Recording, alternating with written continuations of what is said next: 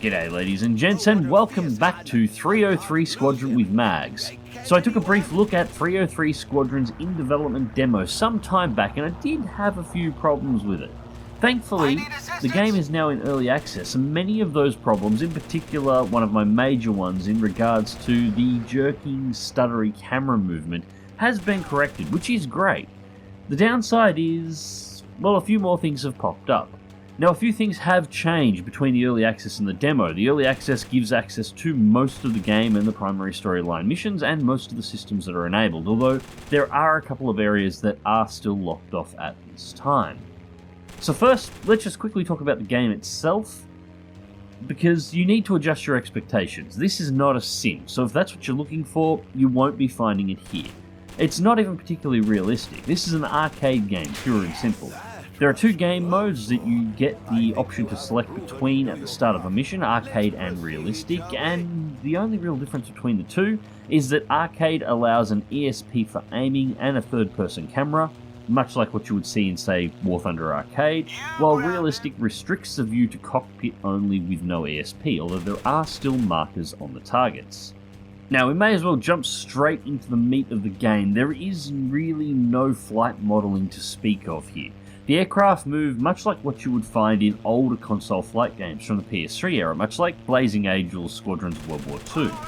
Rolling the aircraft will allow a little turn, but for the most part, aircraft will continue to fly mostly straight, needing either pitch or yaw input in order to generate a turn. Flight speed is broken down into just two stats, maximum speed and acceleration, which I will show you a little bit later. These two stats are the same regardless of altitude, with energy management also not really being a factor. In a climb, the aircraft will sustain speed until you reach a high enough angle of climb where you start losing speed. The aircraft will maintain 100% stability all the way to 0 miles per hour, which will trigger a stall, and the stall is entirely predictable and will always result in the aircraft pointing towards the ground.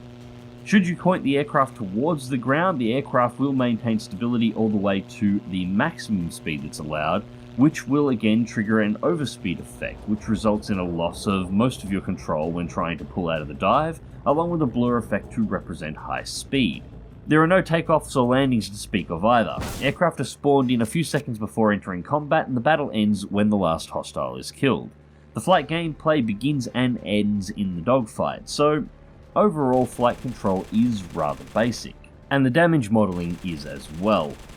The hostile aircraft in 303 Squadron seem to work on a simple invisible health bar system for the most part.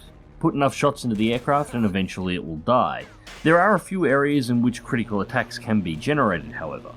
These are restricted mainly to the pilot, engines and ammo on board, and hitting one of these critical spots will sometimes, not all the time but sometimes, trigger a Sniper Elite style bullet track and X-ray kill animation that will instantly destroy the target aircraft regardless of damage done.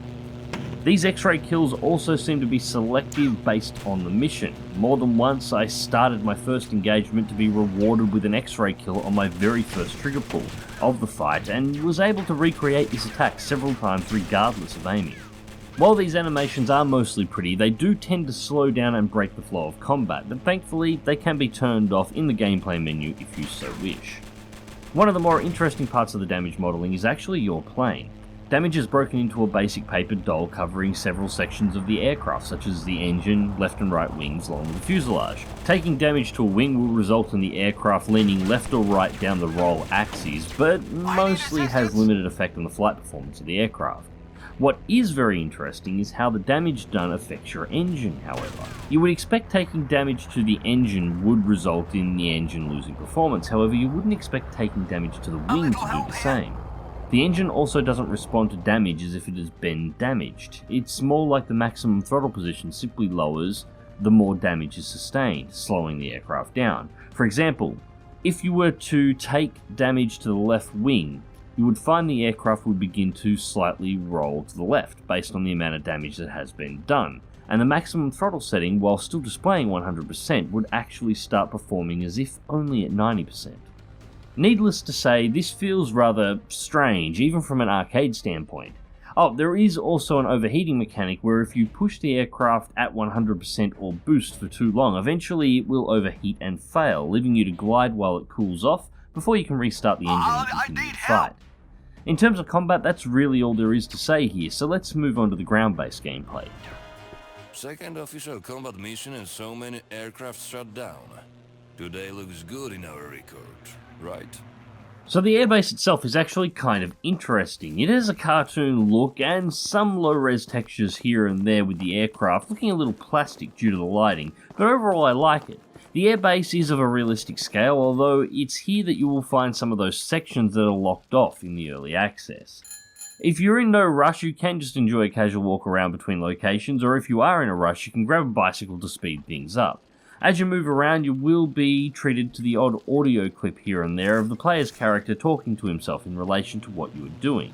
But the main purpose of the airbase is to drive the storyline, allowing the player to move around and speak to each of the story's characters and to visit the machine shop, both of which are rather underwhelming, sadly. So let's start with the characters. These include members of 303 Squadron's pilots, engineers and mechanics, along with the odd Englishman RAF member thrown in.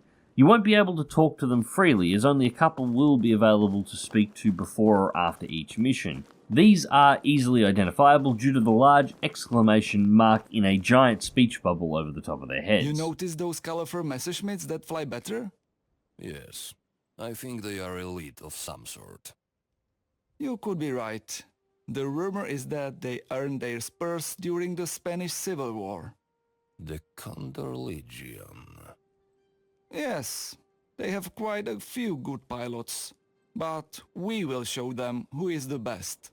This is for the most part fine, but there is no life to them. The effort has been put in to make a massive airfield, yet the characters in it are stationary, standing like mannequins, not moving from where they have been placed. This is true of the whole airbase, to be honest. There is very little movement in what is meant to be a major active airfield during the Battle of Britain in World War II. The voice acting is also, well, average. I bet you love flying low, eh? I remember this funny story about your low flybys scaring the nude girls laying on the beaches along the Vistula River. Not too keen on low flybys when Luftwaffe is involved, though. You are delivering a thrill to those ladies. You can thrill the Germans too. Not entertainment, but machine gun rounds is what I deliver to them. Most of the dialogue is delivered in a flat deadpan way, in some cases in a manner where you can almost hear the voice actor turning the pages of the script before bringing up the next line. However, by far the most disappointing part is the engineering shop, and this one is painful. When I first come across 303 Squadron, the mechanics workshop was pushed as a car mechanics simulator station, where you could repair your Hurricane between battles and upgrade and customize its performance based on your needs. However, it is far more limited than that. You don't fix your Hurricane, ever. The Hurricane is always fully repaired at the end of every battle. The engineering system, as you see here, is simply a complicated way to select your basic options for your aircraft. You have a handful of gun convergence types, access to 2 of the 3 potential upgrade options to begin with the third upgrade option being unlocked over time as the campaign advances. Unless it's something that is being held back from the early access, which there has been no indication of that I've found, there is no fixing, replacement of worn components, and nothing else outside of swapping of upgrades inside of this mechanic system. Now, I've been pretty critical on the game up until this point, and it sounds like I'm being rather negative with it, but in reality what I'm trying to do is set people's expectations. This is an arcade game. The mechanics section of the game is simply an advanced menu that looks really cool, but doesn't really have any functionality beyond that you wouldn't get from a drop-down box.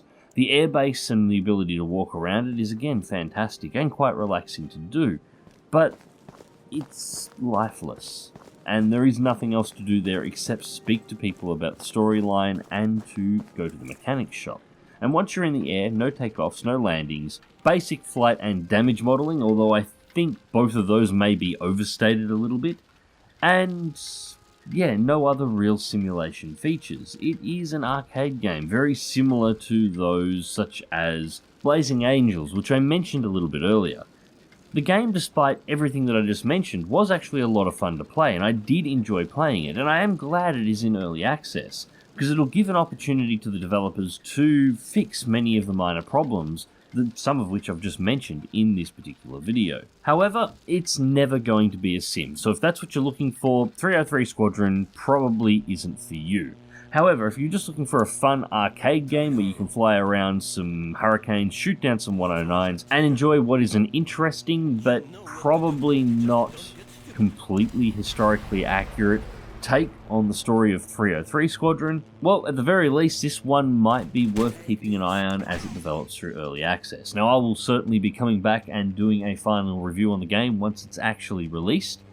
Until then, I hope you enjoyed this video, and thank you very much for watching. As always, if you want to check the video description down below, you'll find links to my social media, links to my Twitch, and links to my Patreon. If you'd like to help support the channel, please feel free to sign up to any of these that you wish. And as always, remember to click that like button, share and subscribe if you would like to see more. And if you want to make sure you get notifications from the channel every time a new video is released, make sure you click the bell icon next to the subscribe button. And until next time, take care. We are better off, actually. I always considered defense a better thing than assaulting someone. Because you have that noble Polish spirit. And Bosnian sense of pragmatism. Anyway, defending your land gives you some edge. I agree. Your land, huh? Let's hope the British also consider us theirs. As a matter of fact, defending the actual our land was not too great, to be honest. And just 1 week ago, the RAF was very keen on reminding us of this. Fortunately so. It is a song of the past now.